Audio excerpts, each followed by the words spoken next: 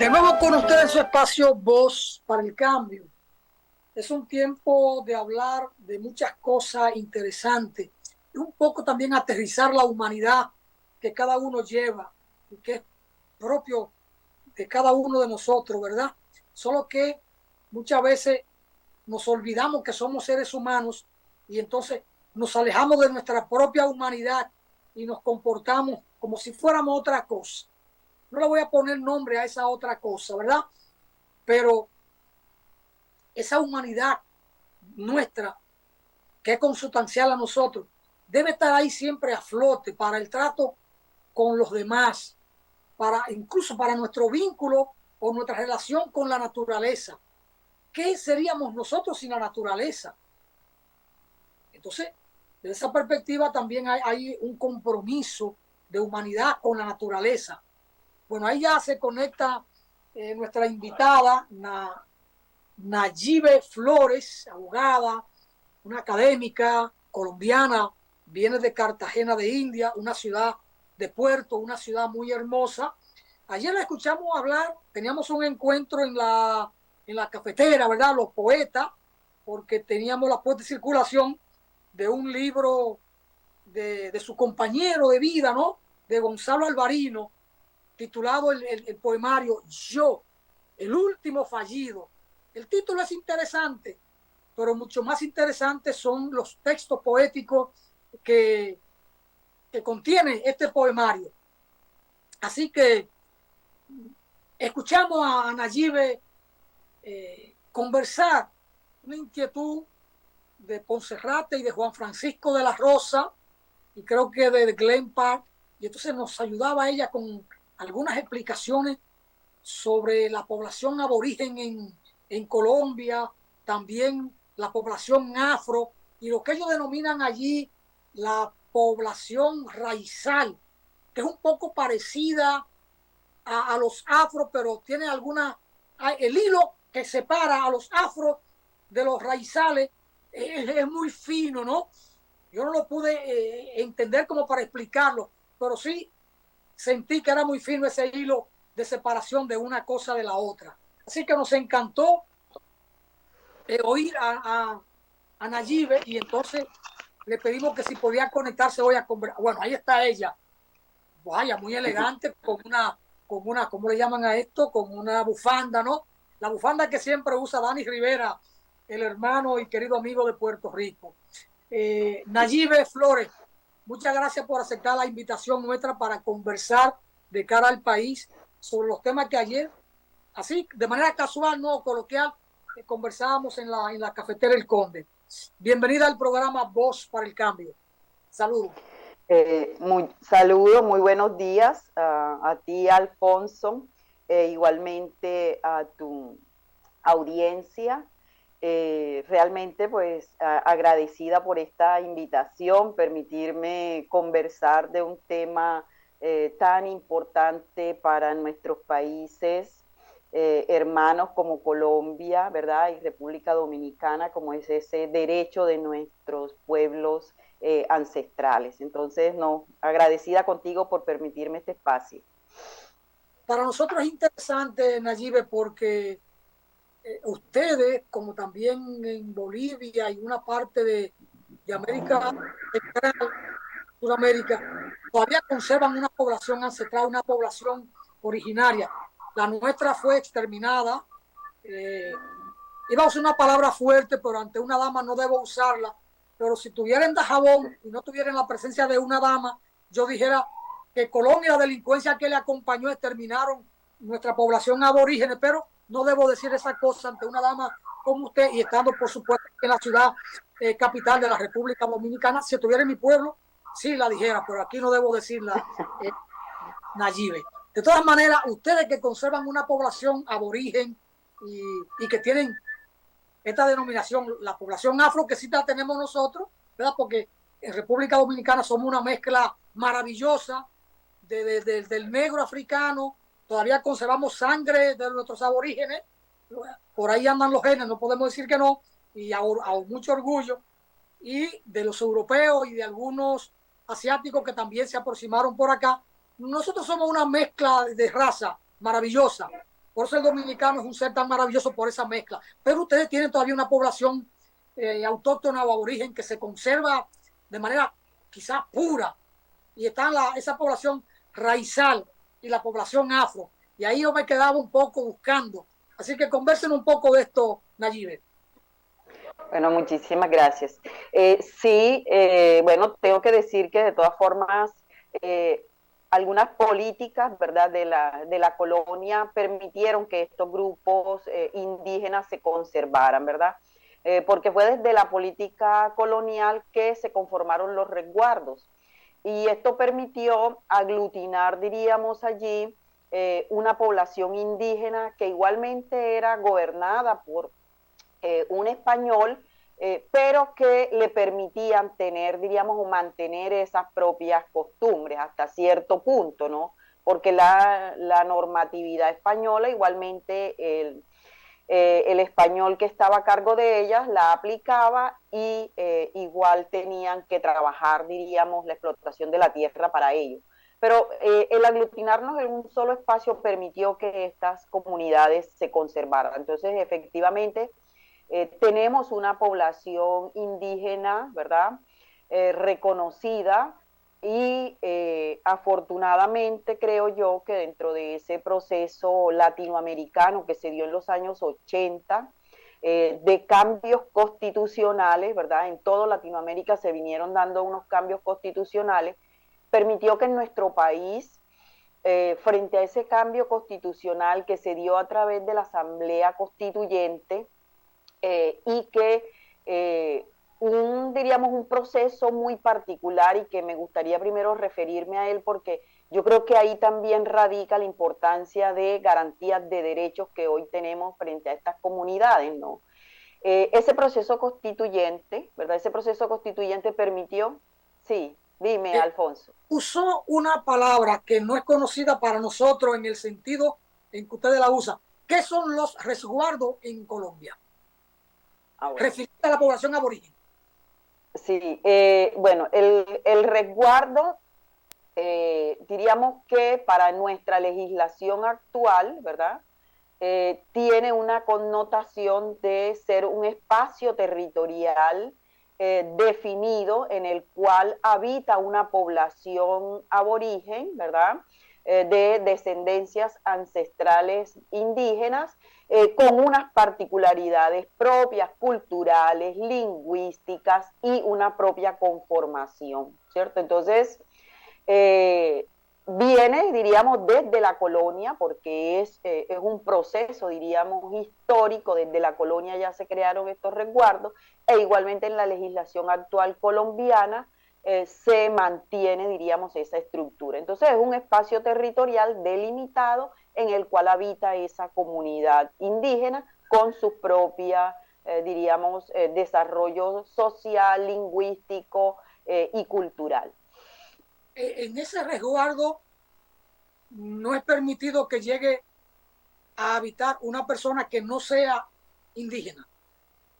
Bueno, sí pueden llegar a habitar, pero hay que entender algo, y es, dentro de ese resguardo existen unas reglas, ¿verdad?, que la establecen precisamente los indígenas, y será su consejo comunitario el que tendría que permitir que ingrese, ¿verdad?, a habitar otra persona que no pertenezca a este grupo indígena.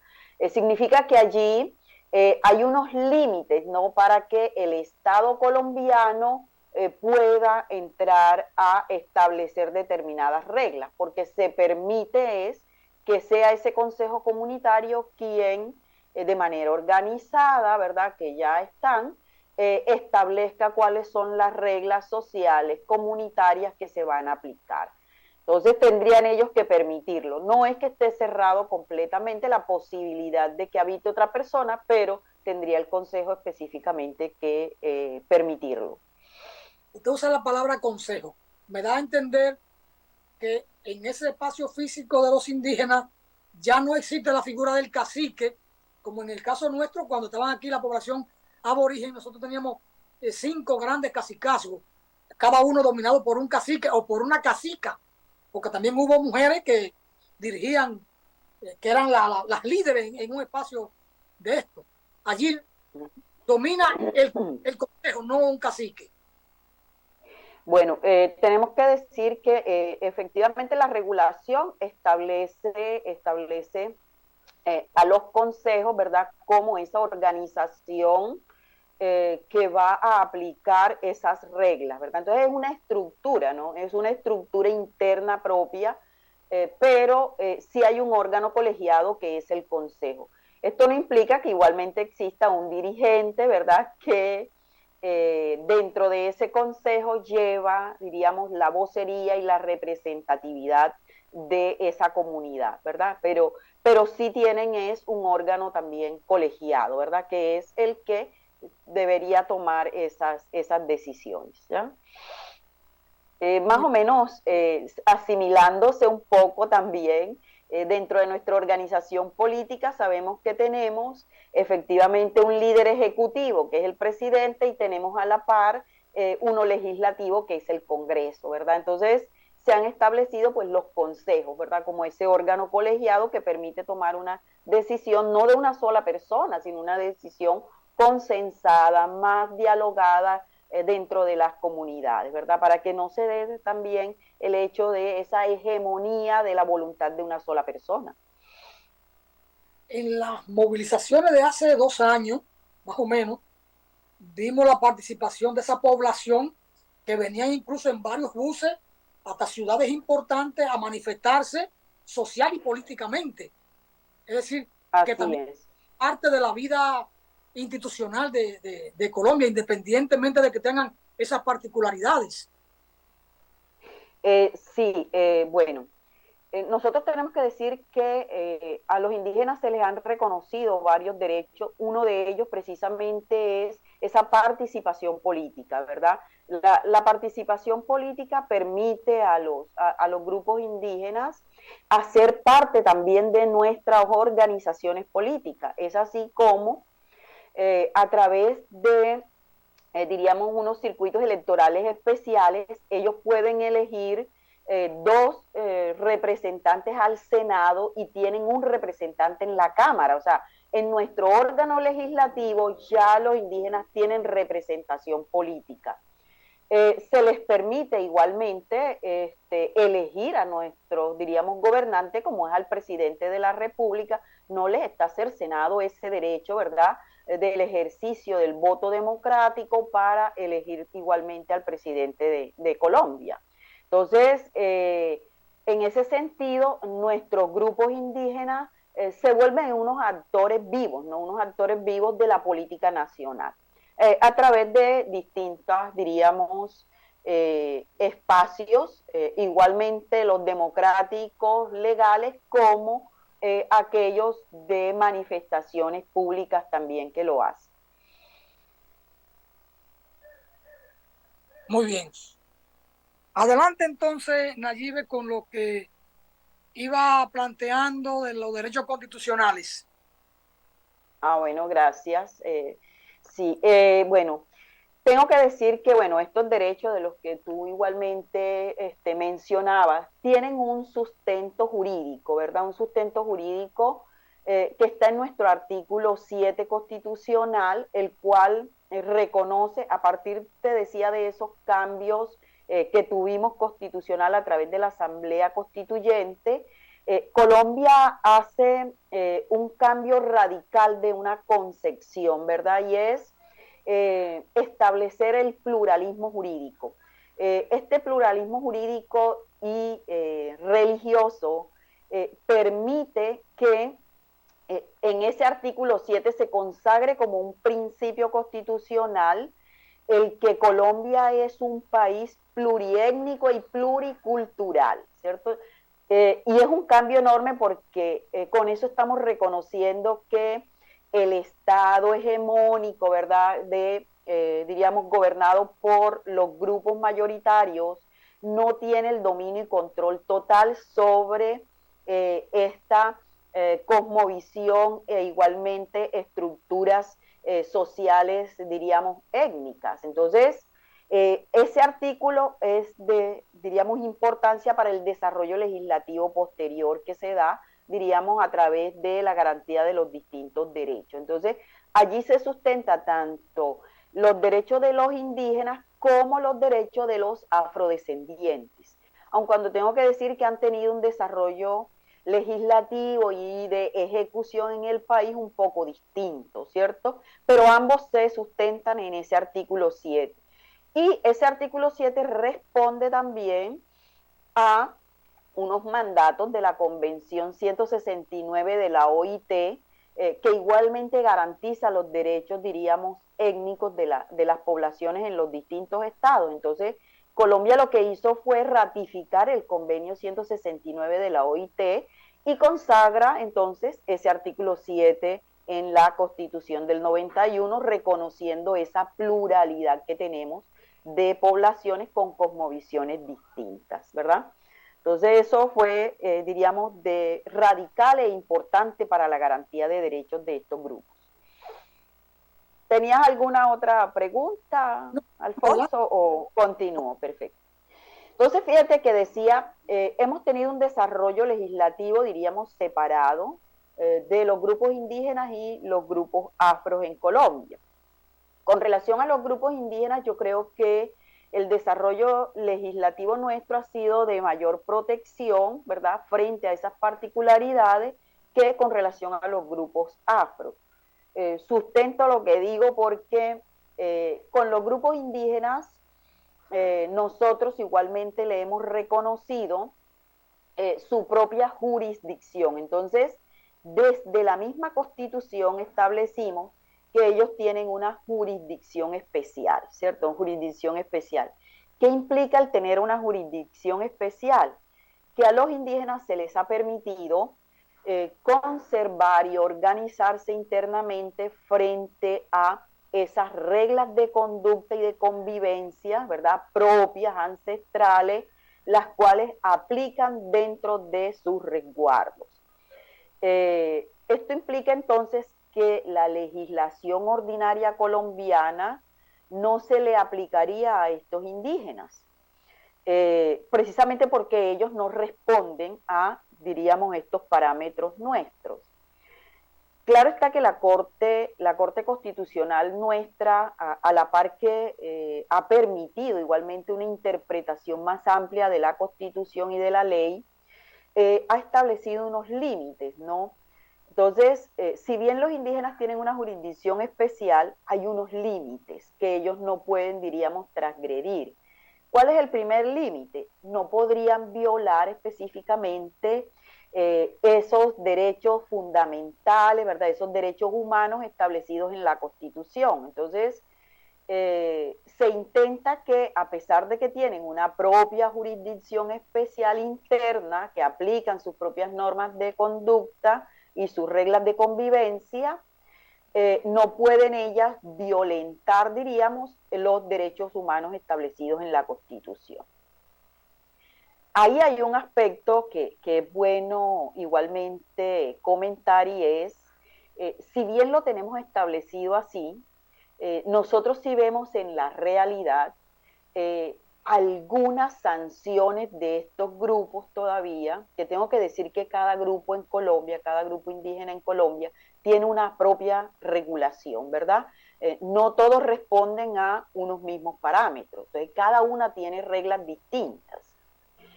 Pero tengo que decir que algunas de las reglas que ellos aplican como sanciones, existe, diríamos, allí una pequeña transgresión a veces a algunos derechos humanos, ¿no? Solo que el país no puede de manera abrupta llegar a restringir, diríamos, esos derechos que igual les garantizó en el artículo 7. Entonces, se ha ido en un proceso paulatino para entrar a concientizar igualmente y que se vaya dando a través de las distintas generaciones y con el tiempo un cambio frente a estas prácticas.